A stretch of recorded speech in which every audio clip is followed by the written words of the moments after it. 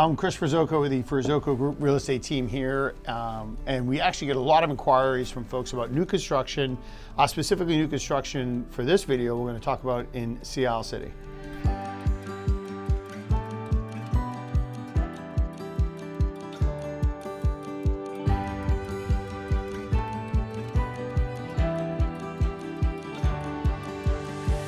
What are the benefits of buying a new construction home in Sea Isle City? Well, I think Sea Isle City has some of the some great builders from the area. They know the area really well, local to the town, and so I think one of the benefits really that you have there is they're building to, how do I want to say, like kind of to the design of the community itself. They really like to, pay attention to what they're doing, making sure that it represents the town correct, in a way that is that's beneficial. It's a way that represents longevity. They're building a solid product that they don't want to be rebuilding it in 10, 12 years. So I think that Sea Isle offers some really beautiful structures that we have here. They really maximize the lot size. I think that's what's one of the best things about Sea Isle, and we'll also talk about maybe some of the other towns too, is that they have larger lots. So it does allow for a little bit of a bigger property than some of the other communities where they've kept their lots a little bit smaller, makes the properties a little bit tighter, a little bit closer together. You have a little bit more space actually in Sea Isle from property to property, and the newer constructions do tend to get a little bit bigger. We're seeing a lot of new constructions now in Sea Isle that are 6 bedrooms, 4.5 bath style properties. Are there certain neighborhoods in Sea Isle where more of that new construction is happening versus other places, or is it kind of uniform throughout the city? Well, yeah, in Sea Isle it's kind of uniform, I would say. You really have the way Sea Isle is, because Sea Isle is a narrow town. So you're really you're the beach to the bay pretty quick. So there's not a whole lot of interwinding neighborhoods, if you will. You do have a lot of lagoons on the bay side, but there's not a lot of winding communities or neighborhoods that you might find in some of the other towns. So what does that mean? It just means that you're really kind of in the strip in the middle. Is where you see a lot of the construction. The 1 and 200 block is going to be your most consistent construction area. And then you do get down into, into like Pleasure Avenue and stuff like that. There's a lot of new construction there. And then you get some on the back bay. But the majority that we're seeing right now is in that 1 to 200 block, which is Center Island. The Center Island strip. Are there any trends in kind of new construction homes that differ from the older homes out here? Well, yeah, there's a few actually, and they're always progressing. One, they're getting larger and larger for sure. Like I said, right now we're seeing 6 bedrooms, where before it was like 4 or 5 was the max. It was like, wow, this is, 5th bedroom is great. Now you're seeing even 6 bedrooms, okay? And one of the other traits or trends that we're seeing is the majority of the homes here, there was a time where you had an elevator. So obviously the older ones, there was never elevators. And then there became this run where every new construction was elevator, elevator, elevator. And I think what people started to find was there was a lot more maintenance involved than they really wanted. And if it's not used, you got to think about that it's the salt air, the gears and all that kind of stuff, a lot of maintenance. So I think people found geez, I don't really need my elevator right now. I don't really use it. I'm still young enough and vibrant enough and athletic enough. I can get up and down the steps without needing the elevator. So what they're doing, one of the trends is they are actually designing the home, and they're building the shafts inside the house. So it's framed out for an elevator. And then that way there, if you ever got to the age that you needed one, what they're doing is they can come in and they can actually just remove the flooring, remove the doors or what have you, and they can just start to drop the elevator in. So there's not a whole lot of then reconstruction that would have to happen, which I think that's really smart. If you're able to get around a house and you don't need the elevator, then why do it? One, you get lazy. Yeah. Right? So it's not good for you anyway.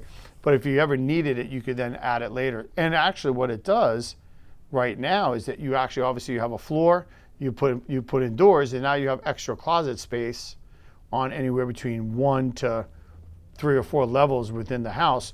You have all that extra closet space because that's what you end up using it for until you need it. That is pretty interesting. Yeah, so it's a pretty cool trend with the elevators. Is there any other trends that you've noticed, or is it mainly the elevator? Well, well, that one just kind of stood out to me. I think what you're seeing too, a lot of people are having pools, which is real interesting. So you see a lot of the new construction that the lots are big enough that they're putting in like these plunge pools in the backyards. So you see a lot of that happening. You'll see that there's these bonus rooms downstairs, so those are getting finished off. So they're creating, they're creating entertainment areas for the home. So it's not always upstairs; it's actually downstairs, out into the yard. So they're creating almost like a backyard oasis effect for people as well. So you're seeing a lot of trends like that.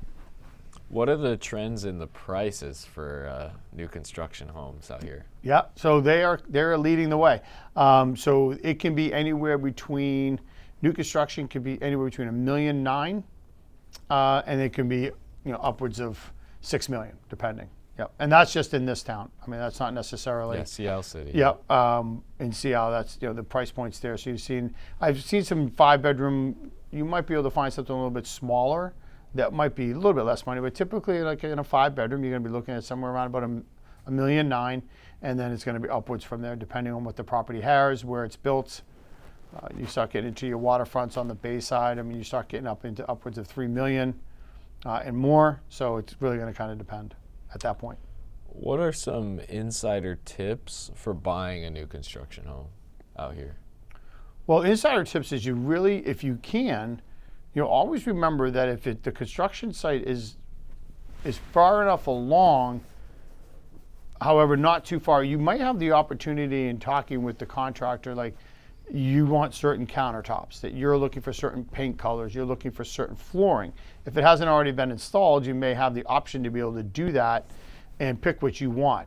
Not going to probably really be able to change the design of the property. That's pretty much is what it's going to be once they do the plans. But you may actually have an option to be able to get in on to get in a property and pick your colors, if you will. So that's always great. Always remember too that we do have in the state of New Jersey, it's a 10-year home warranty. So when you buy new construction, you have a 10-year limited home warranty that's guaranteed that they have to provide for you. So that's always great to know. It's just a little bit of peace of mind. Outside of manufacturer warranties on your appliances and stuff like that, you do also have other warranties within the home. So it's a little bit of peace of mind moving forward. Do new construction homes hold their value better than older homes for longer, if that makes sense? Well, they do hold their value from the standpoint of, in a circumstance, like if you take Seattle City, for example, you may have someone that currently has an older townhouse and they're in the 200 block. And they want to move up to the 100 block, or they want to get closer to the beach. So there are what we call a move-up buyer. So they're going to sell and they're going to move up to the next street. The older ones really actually hold their value for quite a long time, because you have those who are just trying to get into the marketplace. So that's really their starting point. So they're going to come in on the backside, okay, and then they're going to purchase that property, which then allows the person from 200 to move to 100. And if they're selling theirs or they're moving to the beach, you kind of see it's almost like a trickle up effect to get to the beach. If the new construction isn't there for those people to buy in that 100 block that want to get closer to the beach, then you might have a little bit of a lag in the development here or in the sales here, because you don't have that move up buyer if it stalls on one of the blocks. And that was, that's a little something that we are always watching for, is like what's happening with the new construction trend in the town. Because if things are starting to lag, if things are starting to shift, then we know that that's really going to have an effect on those that are behind it, that might be those move-up buyers that we're looking for. And that really is that's what has it constantly rolling over. So depending on where that new construction is located, it's always going to hold its value. It's going to increase, and probably increase faster than the older ones, because it's going to start at a certain point, but then you're going to have that next run in the real estate industry, and then in the marketplace, it'll jump. The older one, it kind of is what it is. It'll still increase in value, but albeit it'll be at a slower pace. Well, one other thing I want to add too, what's really neat about the new construction, is you obviously realize that it's built to today's code, right? So when it comes to electrical, it comes to plumbing, but it also, when it comes to the height of the building, it's really built to today's code. So you can feel a lot more confident that, you know, God willing, if there's any kind of storms or anything like that, you're not going to have those issues with water. Okay. And, you know, you have some of these older properties, if they're sitting a little bit lower to the ground, then could there potentially be a problem? Sure. There's no guarantee just because it's low to the ground you're going to have an issue, because we do have a lot of areas on the island in Seattle that are highly elevated that don't get flooded out as easily as others. So you just want to know that the good thing about the new construction is that they're built to code, they're built with a higher elevation, so you're really not going to ever end up with necessarily water in your house. You may end up with it in your garage, but it's not going to necessarily be in the house. So that's always a little bit of comfort, knowing that you're not going to have those kind of issues. That is nice. Yeah. Yeah.